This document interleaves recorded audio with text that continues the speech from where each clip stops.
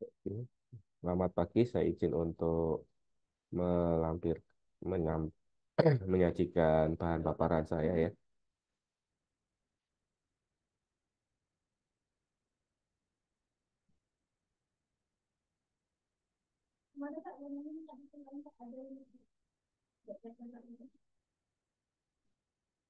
Oke, kelihatan ya bahan paparan saya ya.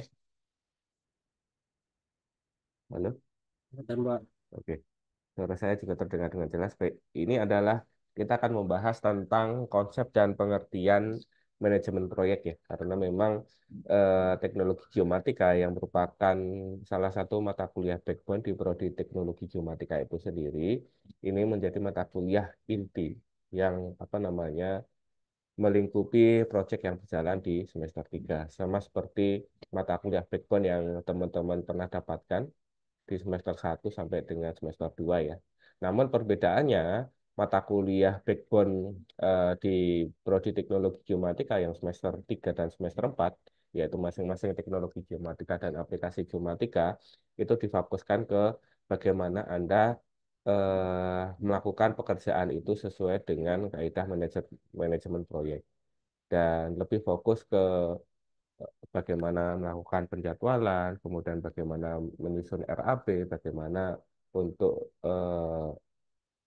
melakukan perancangan desain sampai dengan nanti hasilnya adalah pelaporan kerjanya. Sedikit berbeda dengan mata kuliah backbone di semester 1 dan semester 2. Kalau semester 1 itu porsi materi pengantar geomatika relatif dominan ya. Begitu juga untuk yang perancangan proyek. Perancangan proyek juga masih didominasi oleh mata kuliah aplikasi CAD yang combine dengan backbone. Tapi kalau yang untuk semester 3 dan 4 itu fokusnya adalah melengkapi proyek yang berjalan di semester tersebut.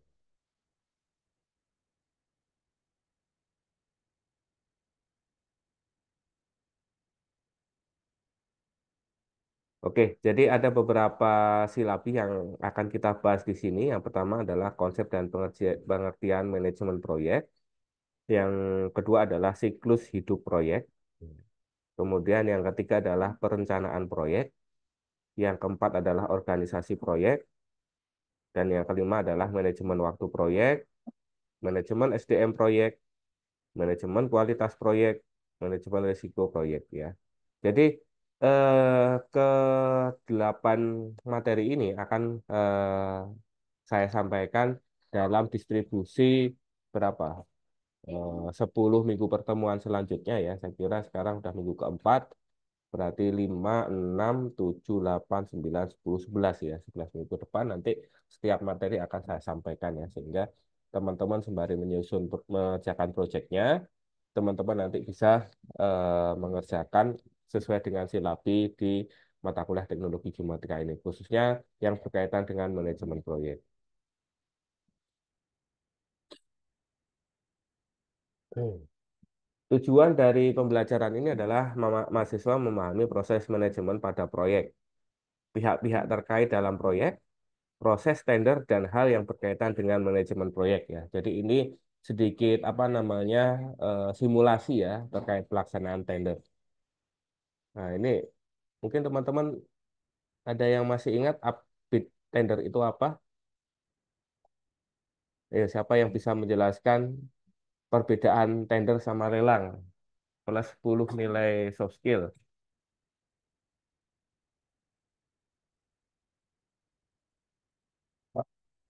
Ada yang mau menjelaskan atau kelupaan? Tender itu kemarin sudah sempat dijelaskan di pertemuan minggu kedua ya, di penjelasan Kepres nomor 18 tahun 2008. Ya. Jadi tender itu adalah kegiatan untuk mendapatkan eh, harga terbaik ya. Jadi sebenarnya kalau kita gambarkan, kita definisikan kedua istilah lelang dan tender ya. Sorry, bentar ya. Ya. Kalau lelang itu adalah kegiatan untuk mendapatkan harga tertinggi.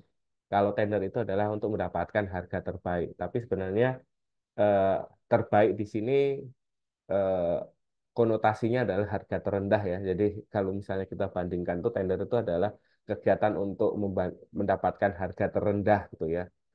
supaya harga terendah itu bisa mengerjakan proyek yang kita tawarkan. Tapi istilah lelang itu adalah harga terbaik, terendah ini terbaik. Tapi kalau lelang itu mendapatkan harga tertinggi, ya misalnya apa Alif Aldino nih punya motor ya, motor katakanlah Ninja, Ninja SS gitu ya. Nah, kemudian mau dilelang gitu ya, dibuka harga dasarnya 20 juta gitu. Konsep lelang kan mendapatkan harga tertinggi ya. Ketika dibuka dengan harga 20 juta, penawar berapa? Pertama berapa? 25 juta katakanlah. Penawar berikutnya 30 juta sampai diperoleh 40 juta nggak ada penawaran lagi. Nah, harga tertinggi itulah yang disebut dengan kegiatan lelang. Jadi teman-teman harus bisa eh, memahami ya bedanya lelang sama tender. Tender harga terendah, lelang harga tertinggi. Kalau dulu zaman-zaman saya kecil itu ada yang namanya tempat pelelangan ikan ya. Jadi ikan-ikan hasil nelayan di apa pesisir kemudian dimasukkan ke tempat pelelangan ikan. Kemudian wah itu rame itu seru. Nah, itu istilah lelang itu saya baru ketahui di situ. Meskipun saya dulu bukan orang pesisir ya, tapi menarik gitu. Tapi sekarang kayaknya nggak ada ya karena apa namanya sudah banyak permainan ya permainan di sini adalah nelayan langsung menyetor ke pengepul ya pengepul kemudian langsung didistribusikan ke apa namanya end user gitu ya. Kalau dulu kan pelelangan jadi orang dari luar atau end user pun bisa langsung beli ikan di TPI ya. Dulu tempat pelelangan ikan tapi sekarang sudah kayaknya sudah nggak ada lagi ya. Tapi nggak tahu. Nah, ini ada beberapa pustaka, sebenarnya banyak teman-teman untuk materi manajemen proyek ini. Ada dari Mansur, ini adalah manajemen pembiayaan proyek terkait penyusunan RAP. Kemudian Husen, ada Ervianto, manajemen proyek konstruksi, ya fokus ke pekerjaan sipil ya.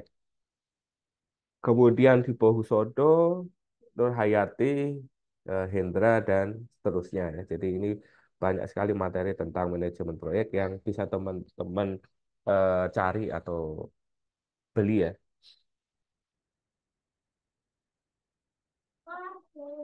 Oke, manajemen proyek ini menjadi suatu keharusan, bukan lagi sekedar pilihan. Nah, jadi manajemen proyek ini penting teman-teman. Mungkin waktu semester 1, semester 2, teman-teman belum menerapkan manajemen proyek di setiap pekerjaan PBL karena dalihnya adalah tanpa manajemen proyek pun jadi kok pekerjaan kita. Nah, dalihnya yang tahun pertama perkuliahan kan seperti itu. Yang penting outputnya terkejar. Ah, Hamin satu nggak apa-apa lah, yang penting kan terkejar gitu. Tapi sebenarnya itu adalah hal yang sebenarnya jangan sampai dilakukan lagi. Meskipun pada kenyataannya setiap kita ingin memantau pekerjaan proyek, kalau kita lihat kurva S ya, kurva S itu proyek itu kan seharusnya berjalan smooth ya dari 0% atau progres pekerjaan sampai 100%.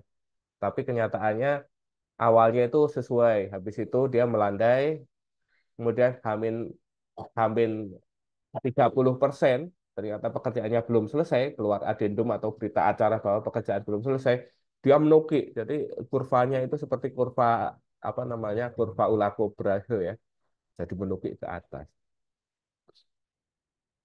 Pekerjaan-pekerjaan tertentu akan lebih efisien dan efektif jika dikelola dalam kerangka proyek dan bukan diperlakukan sebagai pekerjaan biasa. Ah, ini jelas, ini clear ya di sini ya, terkait untuk bagaimana kita mengelola pekerjaan di PBL rekan-rekan.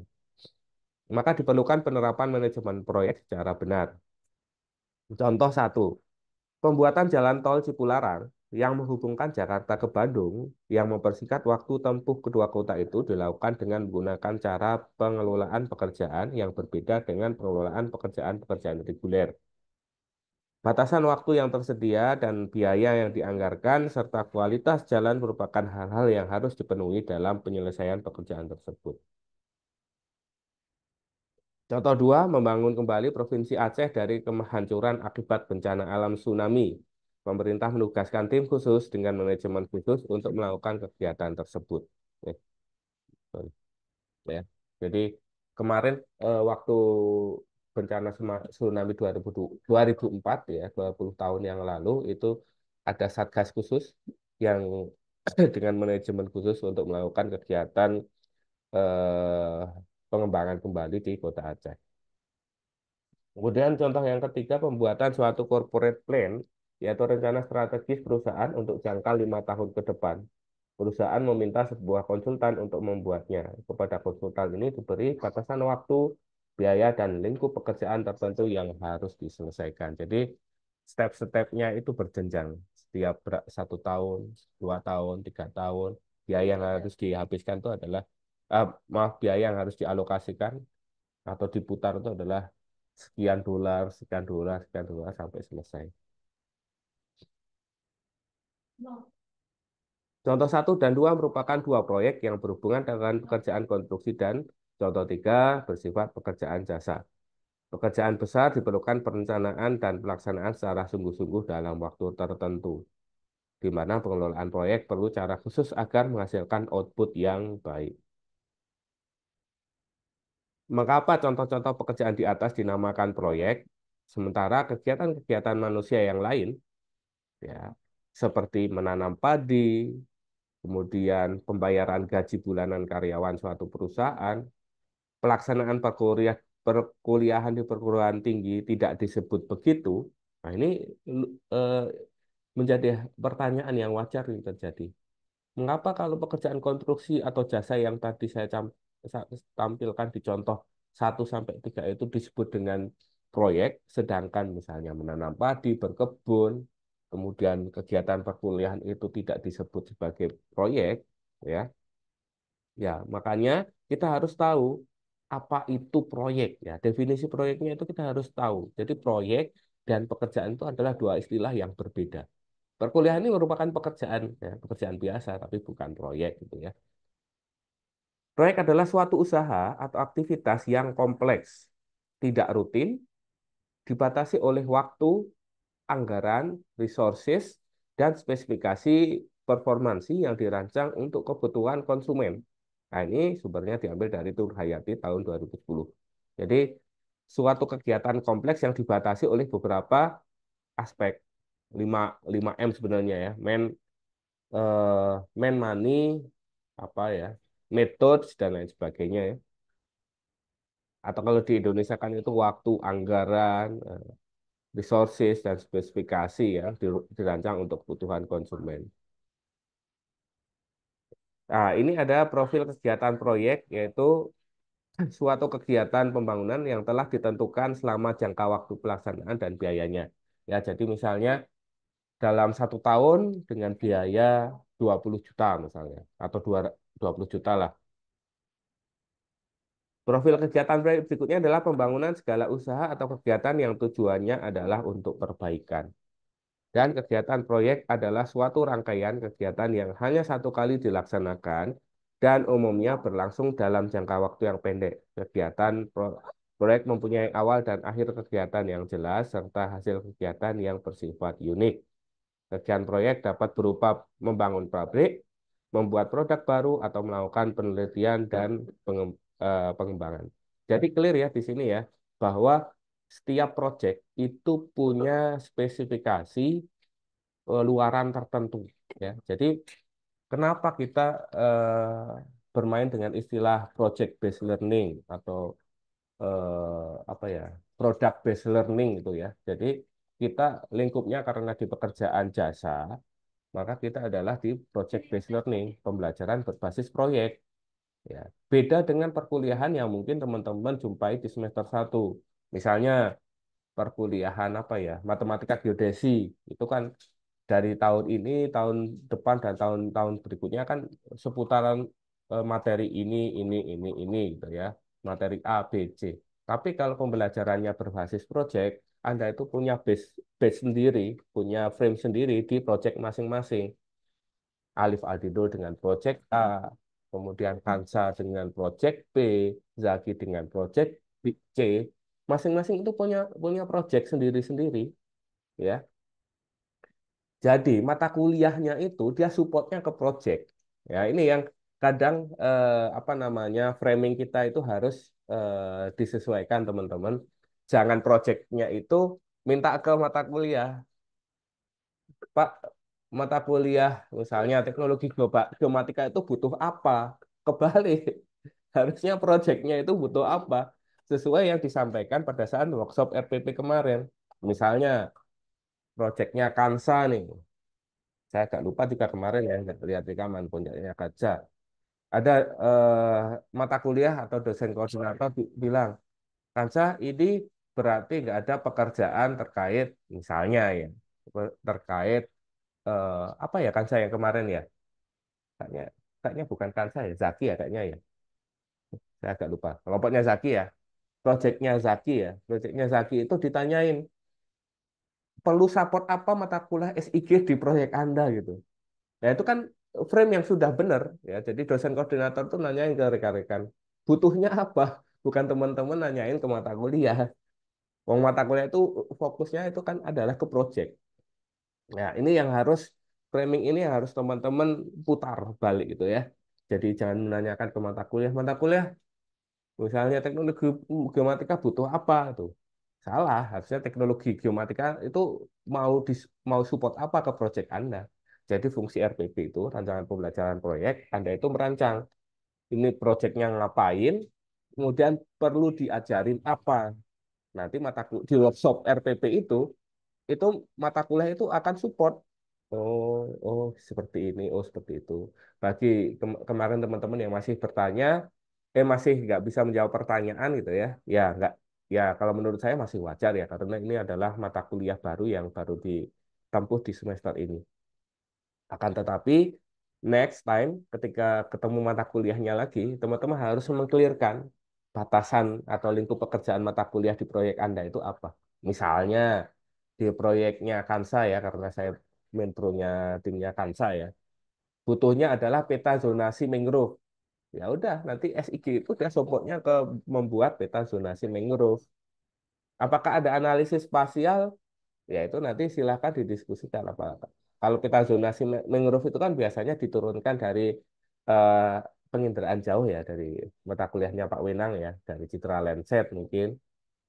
Citra Landsat kemudian menggunakan algoritma tertentu dapat peta sebaran mangrove, kemudian selanjutnya peta zonasi mangrove-nya ini ya ini mata kuliah SIG ini yang support. Itu ya teman-teman, jadi clear ya. Yang disebut dengan PBL itu adalah di situ. Dan tujuan workshop PBL itu bukan sebagai kegiatan administrasi presentasi RTP, tapi sebagai ruang diskusi, wadah bagi kita menyamakan persepsi antara proyek yang dijalankan di semester 3 dengan apa yang akan disupport setiap mata kuliah. Itu ya jelas ya teman-teman ya. Makanya kenapa setiap PBL itu disarankan bahwa setiap mata kuliah itu nggak memberikan tugas. Karena tugasnya itu sudah terakumulasi di setiap proyek PBL-nya. Kecuali mata kuliah yang dia tidak beririsan langsung dengan proyek. Dan ini adalah atribut proyek sebagai berikut. Yang pertama adalah proyek itu bersifat unik. Unik itu adalah apa? Teman-teman kalau misalnya lihat ya, siapa ya? Misalnya memberikan penilaian, misalnya ke Pak Faroki gitu ya. Pak Faroki itu yang gimana sih? Kalau misalnya ada maba nanyain ke Zaki, Bang, ini Pak Faroki itu yang mana? Oh, dia yang pakai kacamata. Di kacamata ada banyak misalnya Pak Faroki, Bu Jae, Pak Oktav itu. Oh, dia yang pakai kacamata, kantornya di lab survei. Nah, itu kan unik. Unik itu apa artinya? Unik itu adalah berbeda, yang membedakan antara satu objek dengan objek yang lain. Nah, ini mungkin teman-teman juga akan mempelajari istilah unik ini di basis data spasial. Ya, unik adalah berbeda. Kemudian proyek bersifat sementara, ada tenggat waktunya. Misalnya proyek pembangunan IKN, nah, itu kan ada tenggat waktunya. Misalnya sampai tahun 2000, 2030 lah katakanlah, saya juga belum melihat roadmap-nya ya. Nah, sampai dengan 2030. Jadi enggak, waktunya itu enggak unlimited, jadi ada tenggat waktunya. Kita eh, kita alihkan ruang lingkup ke proyek Anda. Proyeknya bersifat sementara karena hanya diselesaikan selama 14 minggu sampai minggu ini sampai semester ini selesai. Bersifat unik ya unik karena setiap kelompok memiliki judul yang berbeda. Kemudian yang ketiga adalah proyek memerlukan alat bantu kontrol ya. Jadi itu kita harus memastikan bahwa setiap pekerjaan itu sesuai dengan time frame-nya. Proyek memerlukan sumber daya yang bersifat ad hoc dan lintas disiplin ilmu. Ya, apa itu sumber daya yang bersifat ad hoc? Ad hoc itu adalah sumber daya yang ditetapkan pada saat pekerjaan itu dijalankan. Misalkan di semester kemarin kita kelompoknya Alif Aldino dengan kelompok Y di semester ini kan pasti berbeda. Berarti itu sifat proyeknya maaf atribut proyeknya itu sudah dijalankan. Oh kemarin tuh tim ad hoc-nya per kelas sesuai dengan prestasi akademik. Kalau yang ad hoc-nya semester ini itu adalah tim yang disusun berdasarkan urutan NIM yang digabung minimal 2 kelas. Nah, kalau lintas disiplin ilmu ini karena PBL kita masih antar prodi, maka disiplin ilmunya itu tetap masih satu disiplin ilmu ya. Proyek memiliki sponsor utama ya. Jadi meskipun pekerjaan proyek kita ini saat ini itu tidak ada sponsornya, tapi nanti kita akan menyusun RAB-nya supaya teman-teman itu ketika nanti ada pekerjaan yang sama, misalnya disuruh untuk melakukan inventarisasi misalnya hutan mangrove misalnya. Nah, teman-teman tuh punya apa namanya takaran nilai proyek yang bisa diajukan ke pemberi kerja. Sehingga kalau ada pekerjaan lain ya dengan ini nilainya kita bisa set marginnya. Kemudian proyek mengandung ketidakpastian, jelas ya. Jadi di RPP itu kan kemarin teman-teman jelaskan bahwa terdapat beberapa kendala ya, beberapa kendala yang levelnya itu dari low, medium, dan high. Misalnya yang WMK, kita sebenarnya mau set satu PBL berjalan mulus, tapi ternyata saya paksa untuk ikut WMK, sehingga bagaimana untuk mengantisipasi. Oh, kecilkan ruang lingkup, kita selesaikan sampai dengan APS.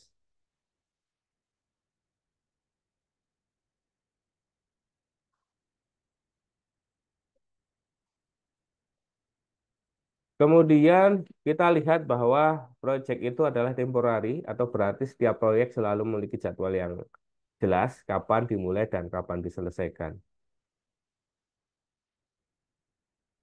Sebuah proyek berakhir jika tujuannya telah tercapai atau kebutuhan terhadap proyek itu tidak ada lagi sehingga proyek tersebut dihentikan. Ya, kalau misalnya persentase penyelesaiannya itu adalah 100% ya. Ingat ya, ketika serah terima pekerjaan berarti pekerjaannya itu selesai 100% dulu baru dilakukan pekerjaan serah terima, keluar adendum berita acara pekerjaan yang sudah diterima oleh PPK, baru nanti akan diperoleh atau didapatkan eh, apa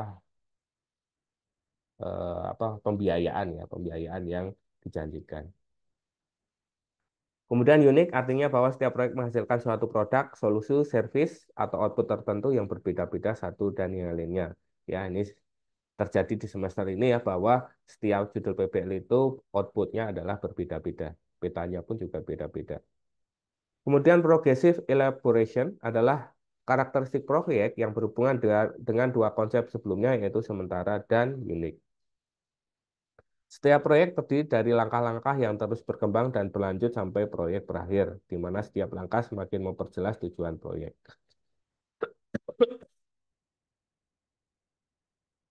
Nah, ini jadi perbedaannya bisa dilihat dari tabel ini. Yang sebelah kiri ini adalah aktivitas proyek, yang sebelah kanan adalah aktivitas operasional. Kalau aktivitas proyek itu bersifat temporer dan unik, tapi kalau aktivitas operasional adalah bersifat terus-menerus dan berulang-ulang. Misalnya kegiatan perkuliahan.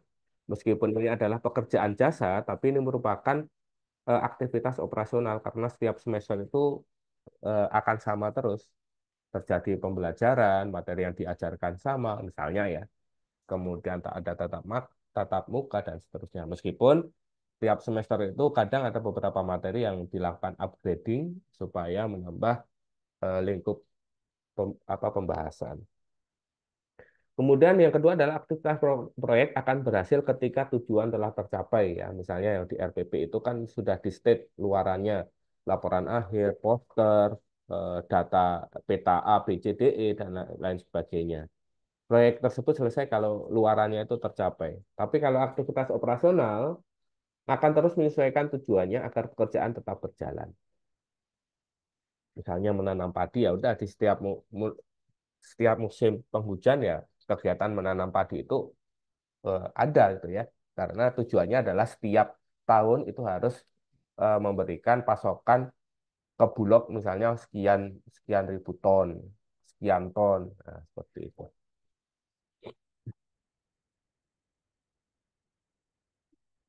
Nah, tadi kita baru membahas tentang proyek ya, tentang proyek. Selanjutnya kita akan membahas tentang yang disebut dengan manajemen proyek.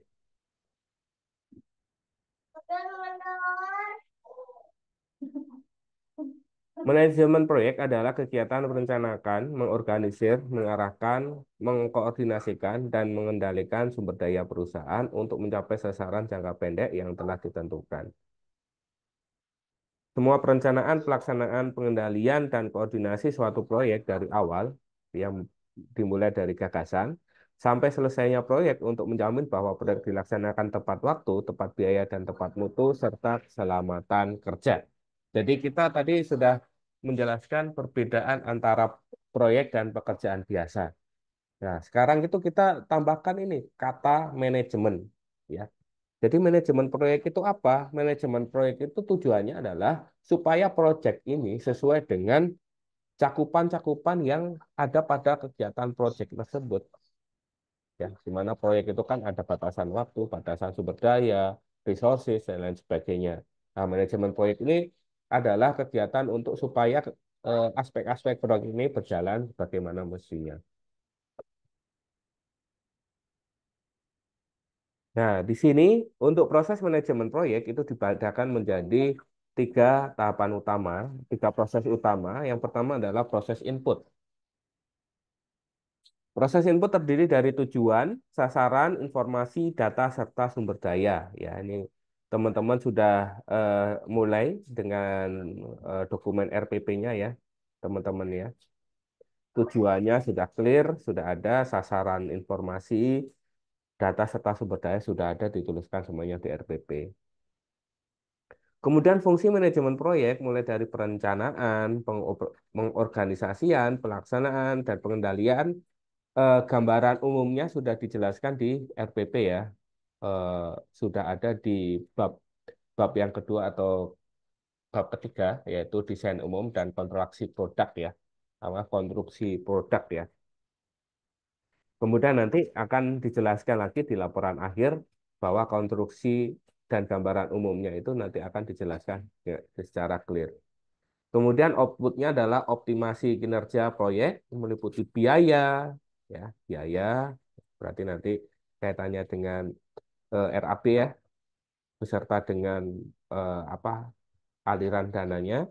Kemudian mutu, mutu terkait dari apa namanya lingkup apa saja yang akan dikerjakan sesuai dengan mutunya, waktu, time frame kita yang masih sisa 9 sampai 10 minggu, dan safety atau K3.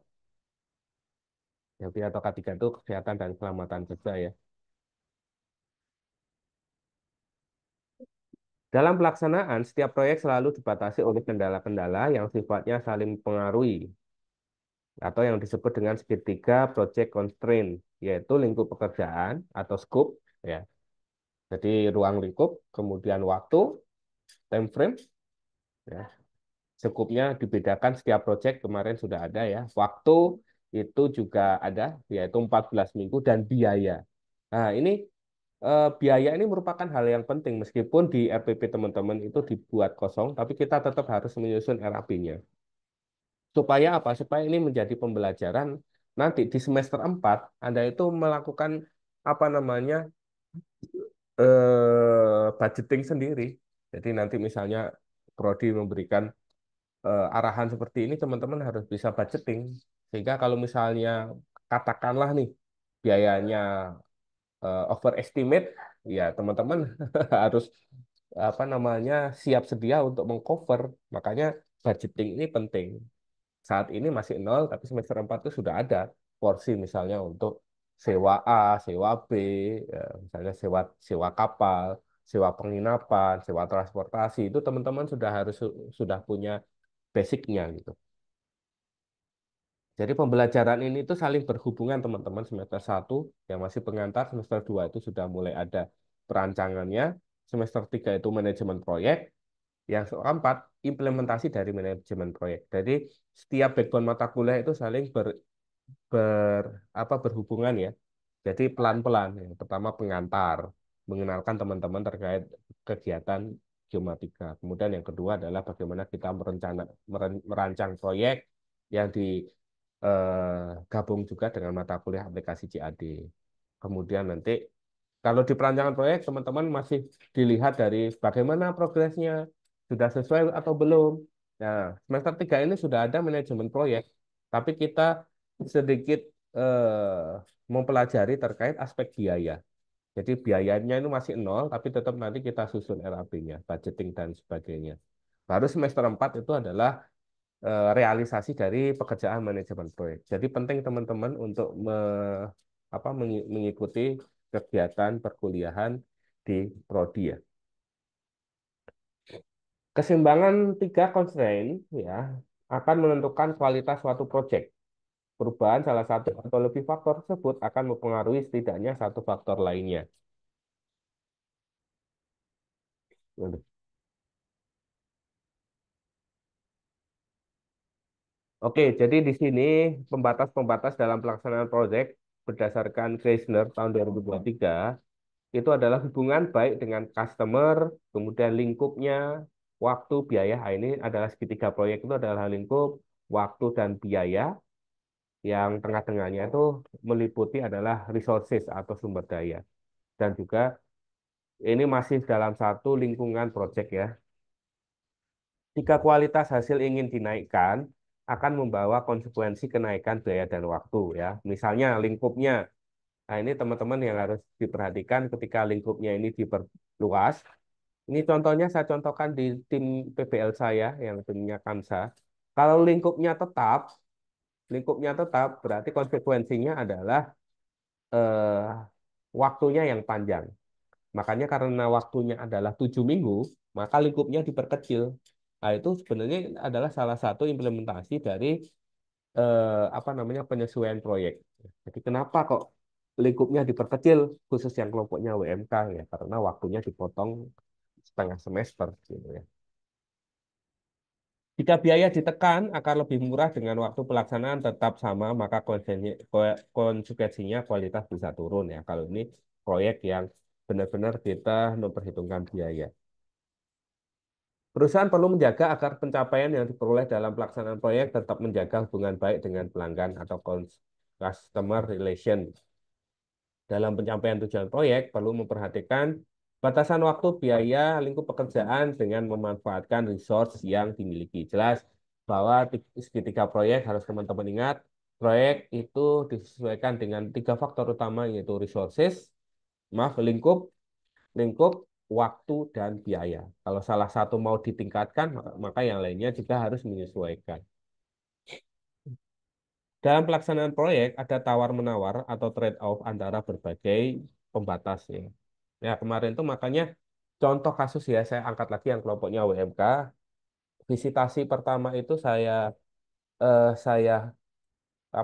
undang secara luring ya teman-teman dari timnya Kansa dan kawan-kawan untuk melakukan proses tawar-menawar gitu ya.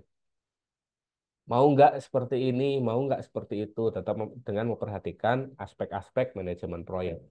Akhirnya diperoleh lingkupnya diperkecil dengan waktu pengerjaannya adalah 7 minggu.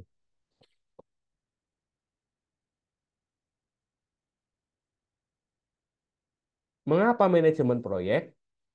Karena proyek merupakan karakteristik tertentu yang berbeda dengan aktivitas lain dalam hal organisasi, pengelolaan, pemakaian sumber daya, waktu, kompleksitas, dan ketidakpastian.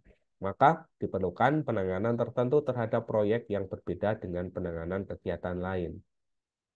Penerapan manajemen proyek secara benar akan mendatangkan keuntungan dari segi waktu dan biaya dibandingkan jika pengelolaan dilakukan seperti pengelolaan pekerjaan reguler. Jadi ini sebenarnya adalah apa ya namanya ya? Yang dibilangkan doktrin juga betul juga ya karena tujuan pembelajaran yang saya lakukan di semester ini adalah supaya membiasakan teman-teman itu tidak deadline day. Deadline day ini kalau di pekerjaan manajemen proyek, Anda nggak akan dapat margin yang besar gitu. Coba teman-teman kalau misalnya ketemu kakak tingkat Anda atau misalnya ketemu industri, misalnya dengan bos tempat magang, ditanya ini, kenapa umumnya pekerjaan proyek itu diselesaikan sebisa mungkin lebih cepat. Karena kalau dikerjakan lebih cepat, itu waktunya akan lebih banyak, sisanya otomatis biaya operasional proyeknya itu akan dapat margin yang lebih besar juga. Jadi beda kalau deadline day. Kalau deadline day ya apa namanya pekerjaan ini selesai pada saat proyek ini selesai, di mana marginnya udah bisa dilihat dari nilai eh, kontrak yang disepakati. Tapi kalau teman-teman bisa mengerjakan lebih cepat, nah itu marginnya ini yang double margin lah. Nah, margin dari hasil kontrak plus margin efisiensi dari biaya operasional seperti itu. Jadi habit deadline day itu udahlah nggak usah dipakai lagi gitu ya. Kecuali teman-teman pekerjaan reguler kayak seperti misalnya pekerjaan bikin ngajar materi, materi itu bikin 1 minggu satu materi dengan 14 minggu itu diselesaikan dalam 1 minggu sama aja karena materi akan tersampaikan pada setiap minggunya berbeda dengan proyek. Macam-macam proyek, ada mau proyek konstruksi, ya, seperti proyek pekerjaan pembangunan dan membuat produk fisik, contohnya proyek pembangunan jalan raya, jembatan, dan pembuatan boiler, ya. Tentunya teman-teman atau peran teknisi geomatika di bidang survei terestis itu jelas akan berperan di sini. Kemudian ada proyek penelitian berupa penemuan produk baru, temuan alat baru, atau penelitian mengenai ditemukannya bibit unggul suatu tanaman muncul di lembaga komersial maupun pemerintah, termasuk institusi pendidikan seperti Politeknik Negeri Batam. Kemudian setelah produk baru ditemukan atau dibuat, biasanya akan disusul pembuatan secara massal untuk dikomersialisasikan. Kemudian ada proyek yang berhubungan dengan manajemen jasa, muncul dalam perusahaan maupun instansi pemerintah, berupa perancangan struktur organisasi, pembuatan sistem informasi manajemen, peningkatan produktivitas perusahaan, pemberian training, ya.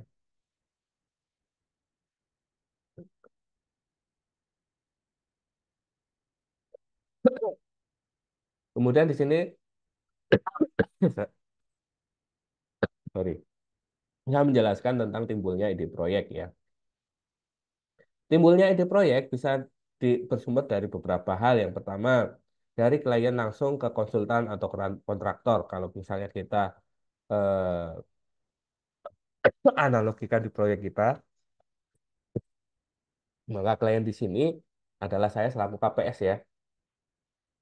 Kemudian mengusulkan ke jurusan, mengusul ke jurusan supaya dijalankan di proyek jadi semester berjalan.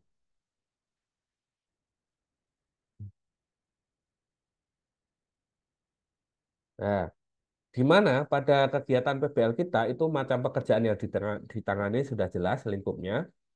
Kemudian tidak ada proses tender sehingga tidak ada kompetitif dalam perebutan proyeknya. Sorry, Mas.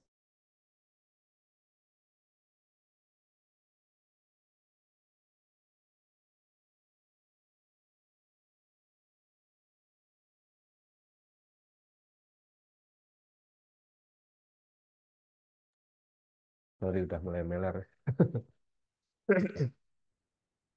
Kemudian khusus untuk proyek yang nilainya relatif kecil.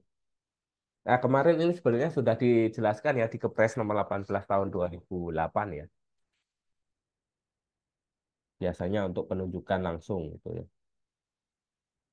Contoh suatu perusahaan swasta meminta konsultan manajemen untuk membuat suatu corporate plan. Ini salah satu eh, proyek yang nilainya kecil ya. Kemudian yang kedua adalah karena ada tawaran dana. Adanya tawaran dana dari instansi atau lembaga tertentu, perlu adanya penyusunan proposal proyek. Contohnya proyek penelitian di dalam lembaga pendidikan seperti tawaran dana penelitian untuk topik tertentu dengan alokasi dana tertentu. Kemudian ada lewat proses lelang. Yang pertama adanya tawaran lelang, yang kedua adalah konsultasi atau kontraktor yang saling berkompetisi untuk memenangkan tender atau lelang. Proses lebih rumit dan panjang, kemudian keprofesional suatu perusahaan bisa teruji jika tender dilakukan secara fair. Maka hanya perusahaan yang profesional di bidangnya yang kemungkinan besar bisa memenangkan proyek. Contoh pembangunan jalan, irigasi, fasilitas publik lain, dan pengadaan alat. Oke, jadi teman-teman, kalau kita bahas tentang lewat proses lelang, nah ini juga baru hangat ya, karena saya baru dapatkan dari pelatihan kemarin di Ahli Muda Perawatan Bangunan Gedung ya, bahwa sebenarnya sudah ada surat edaran yang memberikan perubahan istilah ya, sebenarnya bukan lelang lagi, tapi tender. Ya, karena yang tadi saya sampaikan, lelang itu untuk mendapatkan harga tertinggi sebenarnya, padahal sebenarnya konsep tender itu adalah mendapatkan harga terbaik ya, meskipun sebenarnya yang dicari adalah harga terendah gitu ya. Dan setiap perusahaan yang ikut tender itu disesuaikan dengan besarnya keuntungan perusahaan tersebut setiap tahun. Jadi setiap tahun itu keuntungan atau omset perusahaannya itu di apa namanya seleksi. Jadi nggak setiap perusahaan itu bisa ngambil tender proyek yang sama gitu ya teman-teman ya. Supaya apa? Supaya si pemberi pekerjaan itu bisa melihat riwayat tingkat profesionalisme setiap perusahaan. Misalnya proyek pembangunan jalan, misalnya dari Batam ke Rempang misalnya ya. 50 kilo row jalannya adalah 5 row jalan misalnya. Mana bisa kita mempercayakan pada perusahaan yang tahun-tahun sebelumnya itu belum pernah sama sekali ngerjain proyek. Nah, itu analogi sederhananya seperti itu. Jadi umumnya pada dokumen tender itu di state bahwa minimal perusahaan yang akan mengambil tender ini memiliki eh, eh, apa namanya pengalaman pengerjaan pekerjaan serupa dengan nilai proyek minimal 5 miliar misalnya. Baru boleh. Jadi setiap perusahaan itu nggak bisa ngambil tender yang sama. Aduh. Kemudian dari dalam perusahaan sendiri, berasal dari dalam perusahaan sendiri dengan sumber dana yang perusahaan dan dikerjakan sendiri oleh perusahaan. Contoh, proyek perbaikan proses, fasilitas ataupun manajemen produksi suatu perusahaan, manufaktur atau riset dan pengembangan. Nah, ini contohnya kalau kita turunkan dari Kepres nomor 18 tahun 2008 adalah proyek swaklola. Karena berasal dari perusahaan sendiri dengan sumber dana dari perusahaan dan dikerjakan sendiri oleh perusahaan. Jadi ini adalah pekerjaan swakelola. Swa adalah sendiri, kelola adalah pengelolaan. Jadi pengelolaannya dikerjakan dengan sendiri. Nah, kemudian yang kelima adalah melalui penawaran. Ini dilihat dari keaktifan pihak konsultan. Kemudian jika suatu perusahaan atau konsultan tidak mendapat pekerjaan, maka sangat mungkin perusahaan akan menawarkan atau produk atau jasa atau solusi dari suatu persoalan kepada perusahaan atau individu yang potensial yang memerlukannya. Contoh konsultan yang melakukan presentasi ke suatu perusahaan mengenai pekerjaan apa saja yang bisa dikerjakan oleh konsultan untuk meningkatkan kinerja perusahaan seperti pembuatan sistem informasi manajemen. Ini juga kemarin sempat kita bahas di pertemuan minggu kedua, turunan dari Kepres 18 tahun 2008, bahwa ketika tender itu nggak ada pemenangnya, maka dilakukan penawaran. Biasanya penawaran itu ditawarkan pada beberapa perusahaan dengan beberapa kesepakatan, misalnya penyesuaian harga atau penyesuaian eh, apa namanya bobot pekerjaan atau lingkup pekerjaannya. Misalnya proyek membangun rumah seluas 72 meter persegi yang pasarannya per meter perseginya itu adalah 3 juta rupiah gitu ya. Anda menawarkan 200 juta, nggak ada pemborong yang mau. Makanya kita harus sepakati apakah lingkup kerjanya itu diperkecil atau dananya dinaikin.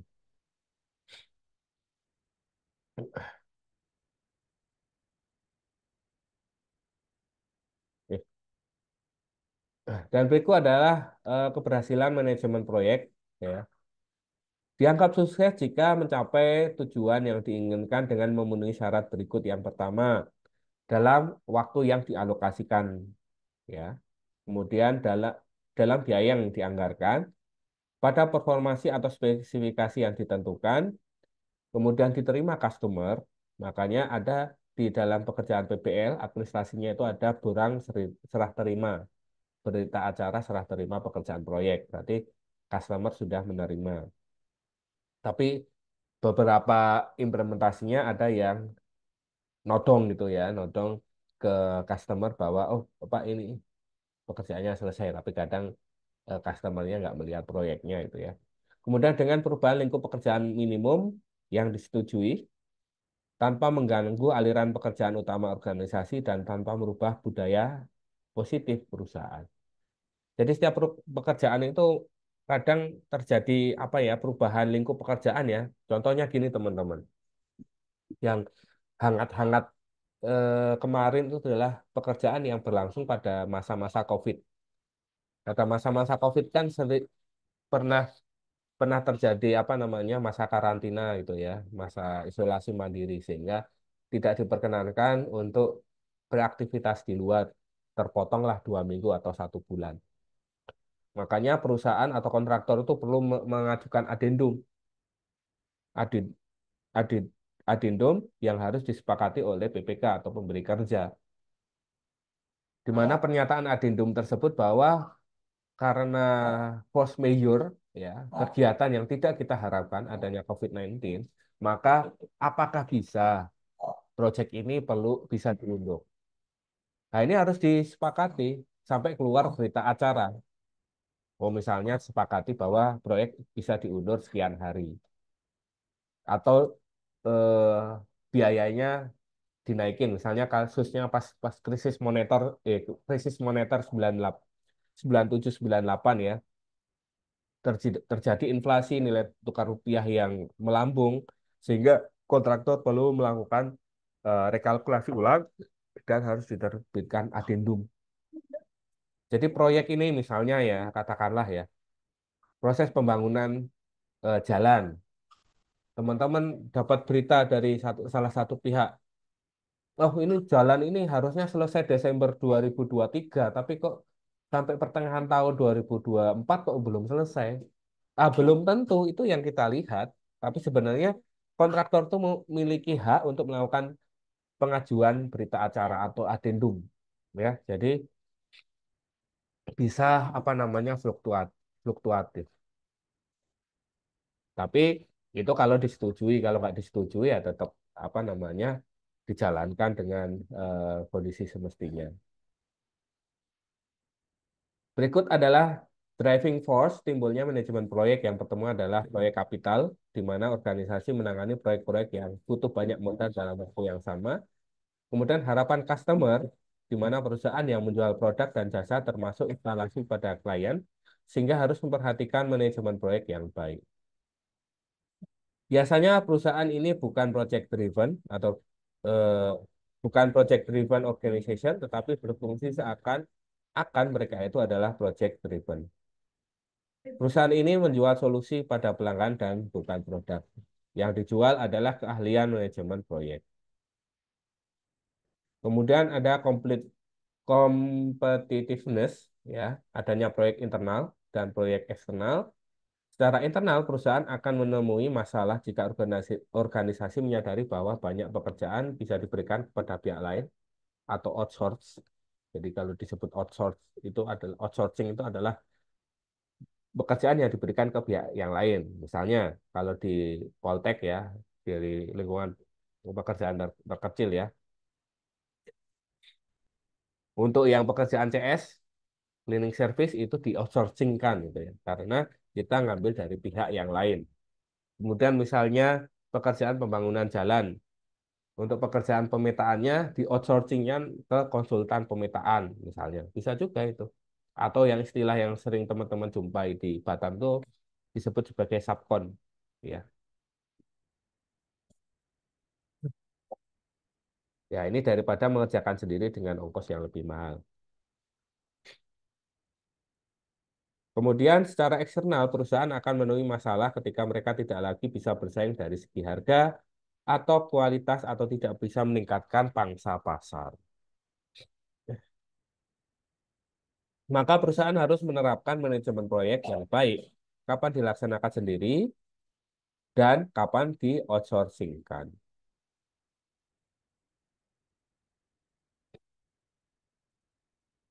Banyak juga materinya ya. Kita selesaikan karena ini menarik teman-teman. Mungkin teman-teman belum sempat mendapatkan di tahun pertama ya. Oke, pemahaman eksekutif di dalam organisasi yang mempunyai struktur organisasi tradisional yang melakukan pekerjaan rutin, aktivitas berulang-ulang, yang mana cukup resisten terhadap perubahan kecuali diprakarsai oleh jajaran eksekutif, maka pemahaman eksekutif terhadap manajemen proyek yang benar akan memicu pemakaian manajemen proyek. Kemudian pengembangan produk baru cocok untuk organisasi atau perusahaan yang banyak berinvestasi di bidang research and development. Jika hanya sedikit persentase dari proyek R&D yang bisa dikomersilkan di mana ongkos R&D bisa ditutup, manajemen proyek menjadi kebutuhan. Berikut adalah driving force manajemen proyek ya. Jadi setiap proyek itu apa namanya perlu yang namanya survival ya, aspek survival ya. Makanya perlu kita perhatikan driving force manajemen proyek meliputi efisiensi dan efektivitas, pengembangan produk, pemahaman eksekutif, competitiveness, harapan pelanggan, dan proyek capital. Proyek manajemen juga bisa digunakan sebagai warning system di mana suatu proyek perlu dibatalkan.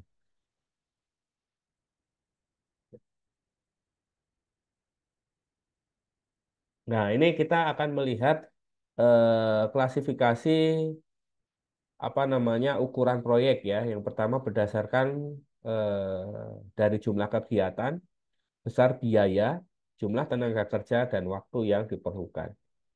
Sedangkan berdasarkan tingkat kompleksitas proyek ditandai dengan jumlah kegiatan dan hubungan antar kegiatan, kemudian jenis dan jumlah hubungan antar kelompok atau organisasi dalam proyek, jenis dan jumlah hubungan antar kelompok di dalam organisasi dan pihak luar, dan tingkat kesulitan ya.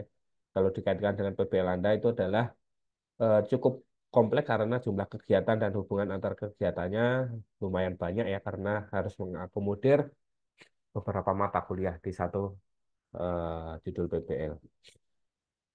Contoh pembangunan kompleks perumahan dengan model rumah baru ya. Pandangan terhadap manajemen proyek. Nah, ini di sini adalah pandangan proyek, pandangan modern dan tradisional terhadap manajemen proyek. Yang sebelah kiri adalah pandangan lama dan sebelah kanan adalah pandangan baru. Pandangan lama itu adalah manajemen proyek terlalu lebih banyak orang dan ongkos tambahan. Keuntungannya keuntungannya menurun, manajemen proyek meningkatkan jumlah perubahan cakupan pekerjaan. Manajemen proyek menciptakan ketidakstabilan dan konflik. Manajemen proyek menyerahkan produk kepada pelanggan. Ongkos manajemen proyek membuat tidak kompetitif. Manajemen proyek menambah masalah kualitas. Namun, sesuai dengan pandangan baru atau pandangan modern, manajemen proyek memungkinkan untuk menyelesaikan lebih banyak pekerjaan dengan ongkos lebih murah dengan lebih sedikit orang. Ya, intinya adalah efektif dan efisien. Kemudian yang kedua adalah keuntungan akan meningkat. Ya, karena kita sudah memanajemen dari aspek-aspek tiga dimensi proyek tadi. Ya, dari lingkupnya apa, waktunya apa, biayanya apa, per kita tekan, kita bisa mendapatkan nilai yang besar. Manajemen proyek akan memberikan kontrol yang lebih baik terhadap perubahan cakupan pekerjaan ya. Jadi setiap minggu itu harus dilihat dari time frame yang sudah teman-teman lakukan atau agendakan di RPP-nya. Manajemen proyek organisasi makin efisien dan efektif melalui prinsip perilaku organisasi yang lebih baik. Manajemen proyek memberikan solusi manajemen meningkatkan bisnis, dan manajemen proyek meningkatkan kualitas. Nah, ini adalah stakeholder proyek adalah pihak-pihak, individu, ataupun organisasi yang secara aktif terlibat dalam proyek atau yang mempunyai interest yang terpengaruh, baik positif maupun negatif, atas terlaksananya proyek. Pihak-pihak tersebut antara lain manajer proyek adalah individu yang bertanggung jawab atas manajemen suatu proyek ya. Menpro dalam hal ini adalah dosen yang ditunjuk sebagai menpro ataupun komenpro. Kemudian pelaksana proyek adalah organisasi yang mengawalnya paling terlibat secara langsung dalam pengerjaan proyek ya. Ini adalah mahasiswa. Kemudian customer atau user adalah pihak individu maupun organisasi yang akan menggunakan hasil dari proyek. Misalnya adalah KPS ya dalam beberapa judul yang kita ajukan ya, atau yang dari perusahaan atau industri dari PT LKS. Anggota tim proyek, tim yang melaksanakan pekerjaan proyek, ya, sponsor, individual atau kelompok, internal atau eksternal, organisasi yang memberikan dukungan dana tunai atau sejenisnya untuk proyek. Ya. Nah, jadi itu adalah apa namanya pihak-pihak yang akan dijalankan di proyek ini.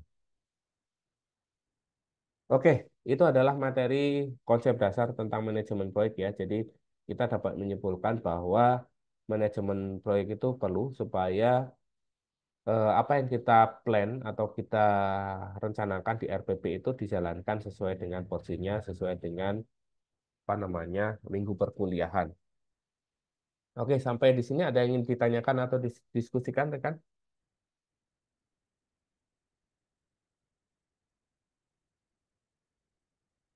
Tidak ada. Kalau tidak ada, untuk pemaparan materi saya tutup. Yang selanjutnya kita lanjutkan dengan evaluasi proyek ya.